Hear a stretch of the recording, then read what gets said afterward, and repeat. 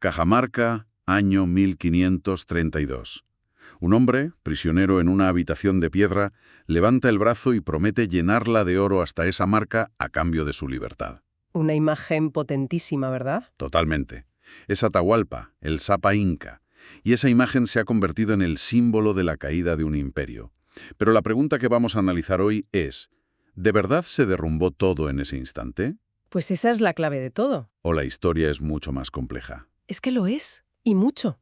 Las crónicas que nos han llegado, tanto las españolas como las indígenas, pintan un cuadro que va muchísimo más allá de una simple conquista militar. No es la foto fija de Cajamarca. Para nada.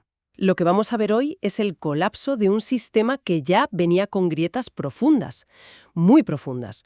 Hablaremos de una guerra civil devastadora, de alianzas que hoy nos parecerían imposibles y de una transformación cultural que, la verdad, nadie podría haber previsto. Entendido. O sea que nuestra misión hoy es desmontar ese mito de los 168 aventureros tumbando un imperio de millones de personas. Exacto. Hay que ir más allá de eso. Queremos entender por qué el Tahuantinsuyo, el imperio inca, estaba en un punto tan frágil, qué papel jugaron los pueblos que los propios incas habían sometido, y sobre todo, y esto me parece fascinante, explorar si la nobleza inca realmente desapareció. O si se reinventó, que es muy distinto. Justo, la pregunta de fondo es si fue una aniquilación o una metamorfosis. Me gusta esa palabra, metamorfosis. Lo define perfectamente. Y para entenderla, tenemos que rebobinar bastante, antes de que Pizarro ponga un pie en Tumbes. Vámonos a 1523, casi una década antes. Me parece perfecto. A ver, 1523. El Sapa Inca Huayna Cápac, el gran emperador, vuelve al Cuzco después de años y años de campañas en el norte. Años, sí. Había llevado el imperio a su máxima extensión, sometiendo a pueblos muy correosos, como los chachapoyas o los cañaris. La capital lo recibe en olor de multitudes. Parece el momento de máximo esplendor, el cenit del imperio. Pero las fuentes esconden un detalle, alucinante en esa escena. Es que es una escena casi de realismo mágico. Huayna Cápac regresa victorioso, sí, pero también regresa enfermo. ¿Enfermo de qué? Seguramente de viruela, una de esas nuevas enfermedades que viajaron por el continente mucho más rápido que los propios conquistadores. Una avanzadilla invisible y letal. Ya. Pero lo increíble, lo que de verdad define la que se avecina, es que cuando esa comitiva triunfal entra en el Cuzco, Huayna Cápac ya está muerto. Espera. ¿Cómo? ¿Me estás diciendo que organizaron un desfile con una momia en el trono y nadie se dio cuenta? Eso es de película. Pues tal cual. Su muerte se mantuvo en secreto absoluto. Absoluto. ¿Por qué? Para evitar una guerra de sucesión inmediata. Un vacío de poder, su cuerpo fue momificado y lo llevaron al Cuzco como si aún viviera, presidiendo las ceremonias desde su litera. Es una locura. Esto te da una idea de la importancia casi divina del cuerpo del Inca, pero también de lo increíblemente frágil que era el sistema de sucesión. En Cuzco le esperan sus hijos, como Huáscar y el joven Manco Inca. Y en el norte, en la zona de Quito, se queda su favorito, Atahualpa. ¿La bomba de relojería? Ya estaba activada. El tic-tac había comenzado. Aquí hay algo que no me encaja del todo. Si Huáscar era, digamos, el heredero legítimo en la capital, en el Cusco, ¿por qué Atahualpa tenía tantísimo poder en el norte? ¿Cómo funcionaba la sucesión para que algo así fuera posible? Suena a caos garantizado. Es que era una receta para el caos. En el Tahuantinsuyo, el poder no pasaba sin más del padre al hijo mayor como en Europa. No era automático. ¿Qué va? La legitimidad venía en gran parte a través de la colla, la esposa principal, que debía ser de linaje real de una panaca cuzqueña. Pero aquí viene lo fascinante y lo que complica todo. Las panacas. ¿Qué eran exactamente las panacas? Imagina que cada rey muerto, cada sapa inca, no desaparece.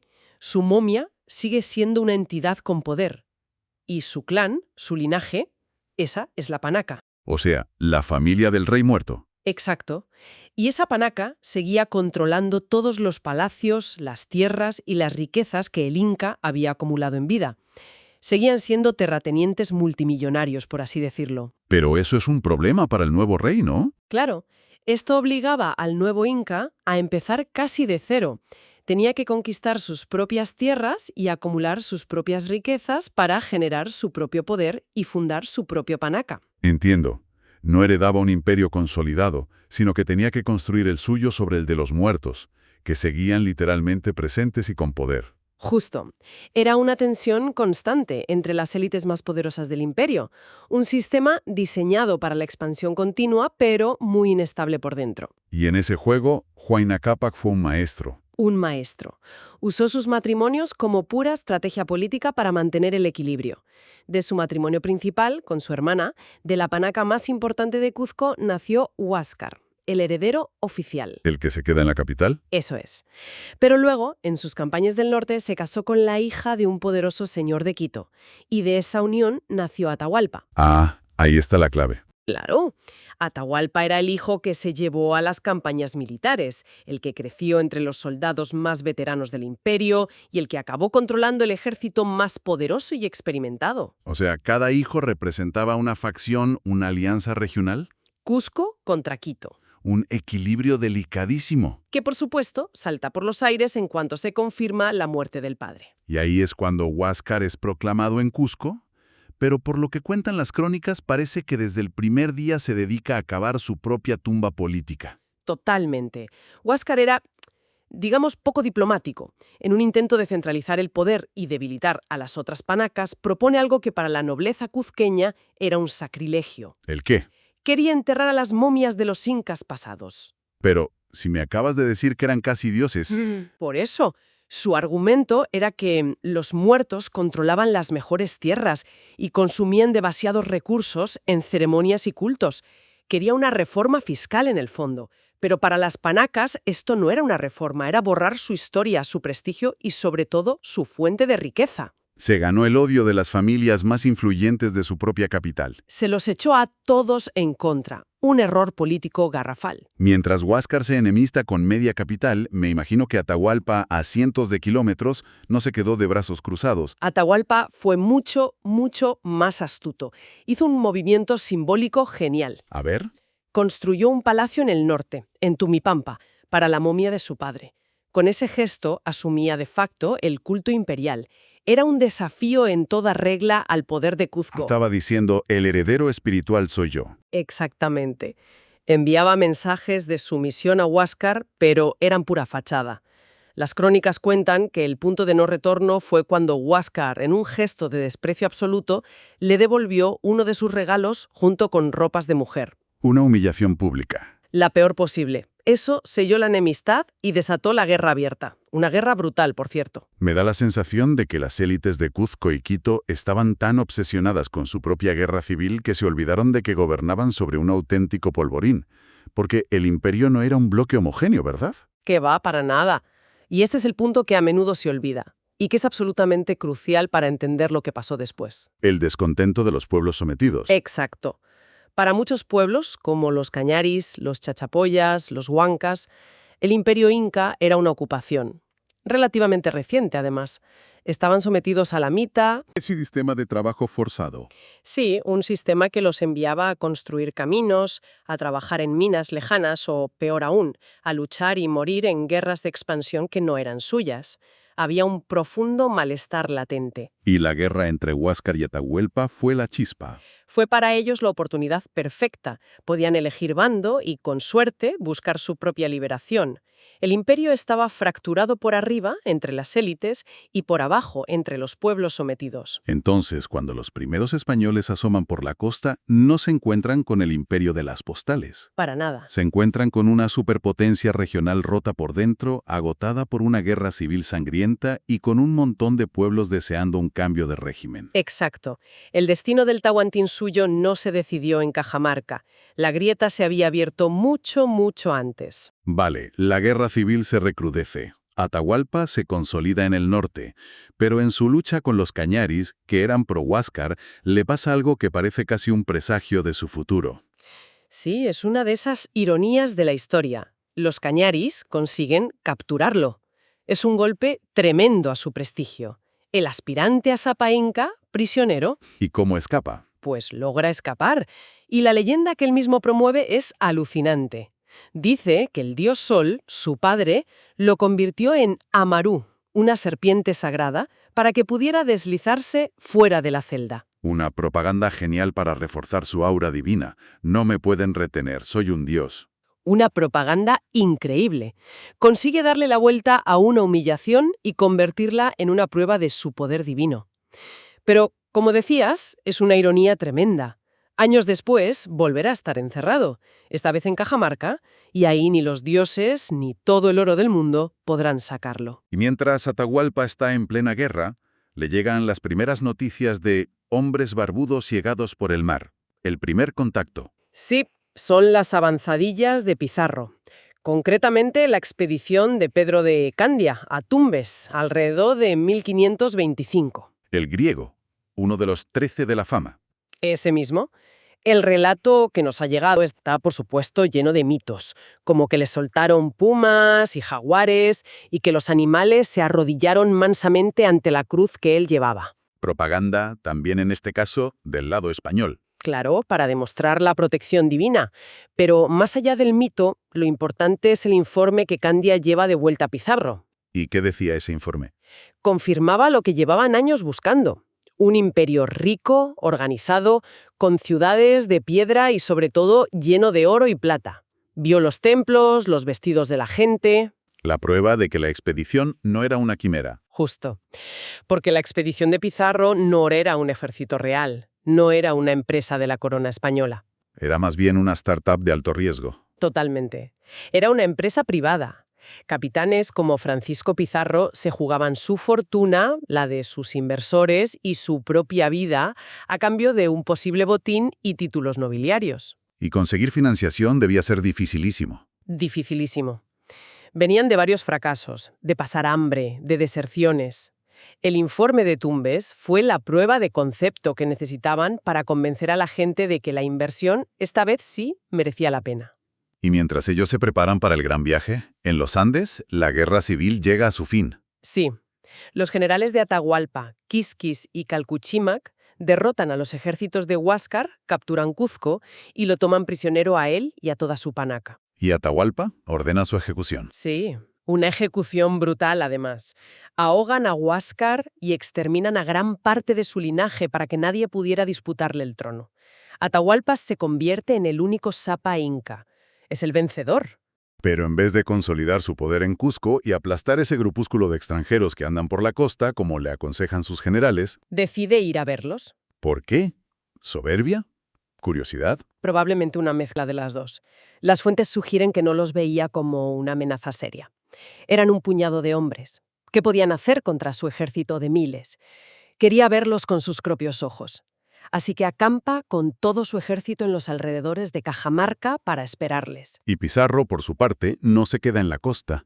Se dirige deliberadamente hacia él. Claro, sabe que la clave es el líder. No fue un encuentro casual. Fue una cita buscada por ambos. Una cita que iba a cambiar la historia del mundo. Y llegamos a ese día. El 16 de noviembre de 1532. La plaza de Cajamarca. La escena tuvo que ser brutal. Intenta imaginarlo. Por un lado, Atahualpa entra en la plaza en su litera de oro y plata, rodeado de miles de guerreros y cortesanos con sus mejores galas. Una demostración de poder abrumadora. Una escenografía imperial. Totalmente. Por otro lado, la plaza parece vacía. Allí esperan menos de 200 españoles. El contraste numérico era demencial. Pero los españoles tenían un plan. Y armas psicológicas. La clave fue la sorpresa. El plan de Pizarro era una emboscada. Tenía a sus hombres escondidos en los edificios que rodeaban la plaza. Y cuando el fraile Valverde le presenta la Biblia a Atahualpa, y éste la arroja al suelo, se da la señal. Y se desata el infierno. El estruendo de los arcabuces, el humo, el sonido de las trompetas, y sobre todo la carga de la caballería. Los caballos. Animales que nunca habían visto. Para ellos eran monstruos. El impacto psicológico fue demoledor. Fue una conmoción total, un ataque sensorial. El pánico debió ser indescriptible. Exacto. El pánico fue tal que las crónicas, incluso las indígenas, cuentan que miles murieron aplastados en la estampida, intentando huir. Los muros de la plaza cedieron por la presión de la gente. Y todo esto sin que los españoles tuvieran casi ni que luchar. El ejército se deshizo en minutos por puro desconcierto. Y en mitad de todo ese caos, Pizarro demuestra una lucidez estratégica increíble. Increíble. No se dedica a la masacre indiscriminada. Sabe que eso no sirve de nada. Va a por la cabeza. Directo a por Atahualpa. Él mismo, con un pequeño grupo de hombres, se abre paso a través de la multitud hasta la litera y lo captura personalmente. De hecho, lo salva de que sus propios hombres lo maten. El impacto simbólico de esto es incalculable. Totalmente. Para el mundo andino no solo cae un rey, se rompe el orden cósmico. El hijo del sol ha sido capturado por un puñado de extranjeros. Es como si sus dioses los hubieran abandonado. Las crónicas indígenas hablan de un silencio que cayó sobre los dioses. Es el quiebre de un mundo. Y es ahí, a Prisionero, donde Atahualpa intenta su último recurso, negociar, el famoso cuarto del rescate. Sí, la promesa, llenar una habitación de oro y 2 de plata a cambio de su libertad. Y lo más increíble es que el imperio cumple. Empiezan a llegar caravanas desde todos los rincones del Tahuantinsuyo con toneladas de objetos de oro y plata. Pero es inútil. Es inútil, porque Atahualpa vivo es un peligro. Pero no tanto para los españoles, que al fin y al cabo lo tenían controlado. ¿Para quién entonces? Para las facciones andinas rivales, los partidarios de Huáscar, los pueblos que lo odiaban, todos ellos ya estaban negociando con Pizarro por su cuenta, viéndolo como un libertador. Atahualpa era un obstáculo para ellos. Le montan un juicio. Un juicio farsa, claro. Lo acusan de idólatra, de polígamo, de conspirador, de haber asesinado a su hermano Huáscar, y lo sentencian a muerte. Y lo ejecutan. Y lo más contraintuitivo es que su muerte no provoca una rebelión generalizada inmediata. Para nada. En Cuzco y en gran parte del sur del imperio, muchos lo veían como un usurpador y un tirano que había masacrado a la nobleza legítima. Su muerte, para ellos, fue casi un alivio. Su figura no se convierte en el gran mártir de la resistencia hasta mucho después. Mucho después, sí. Especialmente a partir del siglo XVII, en parte por la leyenda negra antiespañola, que lo necesitaba como símbolo. La historia lo convirtió en un héroe que en su tiempo, para muchos de sus súbditos, no lo fue. O sea que incluso en esta fase, la que parece puramente militar, ya no estamos hablando de una conquista simple, sino de una reconfiguración de poder en la que los españoles son solo un actor más. Un actor muy hábil y muy violento, pero uno más. Esto ya apunta más a la metamorfosis que a la derrota. Completamente. Y Pizarro lo entiende perfectamente. Sabe que con 200 hombres no puede controlar ese imperio gigantesco. Necesita una figura inca, necesita legitimidad. Necesita un inca títere. Exacto. Y elige a Manco Inca, otro de los hijos de Huayna Cápac, hermano de Huáscar. Juntos marchan hacia Cuzco, la capital. Y aquí hay que subrayar algo fundamental. Que no marchan solos. Jamás. Pueblos enteros como los huancas, los cañaris, hartos de la dominación inca, se les unen como aliados. Les proporcionan soldados, comida, información. Sin esos aliados nativos, los españoles jamás habrían llegado a la capital. Jamás. Manco Inca es coronado en el Cusco con toda la parafernalia, con la mascaipacha, la corona inca. Imagino que al principio creería que podía gobernar. Seguramente. Pero pronto se da cuenta del engaño. Su poder es una farsa. Es un prisionero de oro en su propio palacio. Los españoles lo humillan constantemente, a él y a las mujeres de la corte. Y ahí empieza a incubar la rebelión. Sí. Intenta huir 2 veces y lo capturan.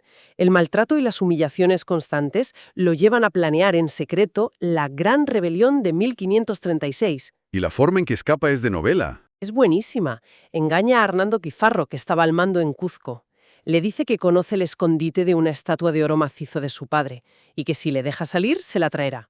Y Pizarro, cegado por la codicia, le deja ir. Y en vez de una estatua, Manco Inca vuelve con un ejército de decenas de miles de guerreros. Levanta el estandarte de la insurrección. Y por un momento casi lo consigue. Estuvieron a punto. A punto. Asedia el Cuzco durante meses. Los españoles están aislados, superados en número, desesperados. La batalla por la fortaleza de Sacsayhuamán es una de las más feroces de toda la conquista. Y no solo en Cuzco. También ataca la nueva capital, Lima. Sí, su general más brillante, Kishu Yupanqui, llega a las puertas de Lima con un plan genial. Por un momento la victoria inca parece inevitable. La expulsión de los españoles es inminente. Pero no ocurre. ¿Qué pasa? La decide una carta. ¿Una carta? Sí. Inés Huaylas Yupanqui, que era hija de Huayna Cápac, hermana de Huáscar y de Manco Inca, y en ese momento era la amante de Francisco Pizarro. Vaya lío familiar. Pues Inés le escribe a su madre, la poderosísima curaca de los Huaylas, mamá Contarguacho, pidiéndole ayuda a Pizarro. Y la madre, en vez de apoyar la rebelión de su propio pueblo, liderada por su otro hijo, Manco Inca, ayuda a los españoles. ¿Por qué? Porque para ella la lealtad a su hija y la preservación de los privilegios de su propio linaje eran más importantes que una abstracta causa andina o causa inca. ¿Y les envía ayuda? Envía miles de guerreros, las crónicas hablan de hasta 5.000, que rompen el cerco de Lima. El general Quisuyupanqui se ve traicionado. Sus propios aliados, huancas, no llegan a tiempo y es masacrado. Con su muerte se desvanece la mejor oportunidad de la resistencia. Es la prueba definitiva de que aquello no era un conflicto indios contra españoles, sino una guerra de todos contra todos. Una guerra civil complejísima, donde los españoles fueron un catalizador. Manco Inca, derrotado, se retira a Vilcabamba, en la selva, y desde ahí mantiene viva la resistencia durante años. Sí, funda un reino en el exilio, una capital secreta que se convierte en un símbolo de resistencia. No era una ciudad fastuosa, era más bien un refugio. Desde allí lanza una guerra de guerrillas, obligando a los españoles a fundar ciudades como Huamanga, la actual Ayacucho, para asegurar las rutas comerciales. Pero su final también es trágico e irónico. Irónico y trágico, sí. Sobrevive a sus grandes enemigos. Pizarro es asesinado en 1541 por sus rivales españoles. Pero en 1544 Manco Inca comete un error. ¿Cuál? Acoge en Vilcabamba un grupo de almagristas, precisamente los asesinos de Pizarro, que huían, y estos en un momento dado lo matan a traición, para intentar ganarse el perdón del bando pizarrista. Muere a manos de los enemigos de sus enemigos. Exacto. Sus sucesores, sus hijos, intentan mantener la llama de la resistencia. Primero Sayri Túpac, que acaba pactando con los españoles, luego Titu Cusi Yupanqui, que retoma la lucha. Durante esa época, además, surge un movimiento espiritual muy potente, ¿no? El Takion-Koi. Sí, en la década de 1560, es fascinante. Significa la danza de la enfermedad. Era un movimiento que predicaba el fin del dominio español y el regreso de las huacas, los dioses ancestrales andinos que volverían para luchar contra el dios cristiano y expulsarlo. Fue duramente reprimido. La resistencia ya no era solo militar, sino también espiritual. Y cultural. Pero ya era tarde. El virreinato se estaba consolidando. Hasta que el virrey Francisco de Toledo, el gran organizador del Perú, decide acabar con el problema de raíz en 1572. Sí, Toledo decide que la paz y el orden en el virreinato requieren la eliminación de ese último reducto de poder inca. Tras el asesinato de unos emisarios españoles, declara la guerra a Vilcabamba. Y envía una expedición. Una expedición que captura al último inca, Túpac Amaru I. Lo llevan al Cuzco y, a pesar de las súplicas de media ciudad, incluido el obispo, Toledo ordena su ejecución pública. Del Cuzco muere la institución del Sapa Inca. Es el fin de una era. Pero no el fin del mito. Para nada. 200 años después, un descendiente de la nobleza inca, José Gabriel Condorcanqui, tomará su nombre para liderar la mayor rebelión indígena de la historia de América, la de Túpac Amaru II. Con la caída de Vilcabamba, parece que la historia de la conquista termina. Pero aquí es donde empieza la parte más interesante de esa metamorfosis de la que hablábamos. La nobleza inca no fue aniquilada. Todo lo contrario. Y esto es algo que rompe muchos esquemas. La monarquía hispánica fue muy pragmática. Entendió que para gobernar un territorio tan vasto y complejo necesitaba a las élites locales. Los necesitaba como intermediarios. Claro. Así que mientras unos incas resistían en Vilcabamba, otros estaban en los despachos de la corte de Cuzco o incluso viajando a España para negociar su estatus. ¿Y qué negociaban? Privilegios. Títulos, tierras, exención de impuestos. Las antiguas panacas se convirtieron en linajes nobiliarios cristianos que elaboraron árboles genealógicos, a menudo bastante creativos, para reclamar sus derechos al rey de España. Y este mestizaje, esta fusión, llegó a lo más alto. El caso de la hija de Pizarro y de Inés Huaylas es muy conocido. Francisca Pizarro Yupanqui, la primera mestiza noble del Perú. Heredó una fortuna inmensa y acabó casada con su tío, Hernando Pizarro, en España, viviendo como una de las mujeres más ricas de su tiempo en un palacio en Trujillo. Pero hay casos aún más increíbles. Sí, El de Beatriz Clara Colla, que era de la familia real de Vilcabamba, la de los incas rebeldes.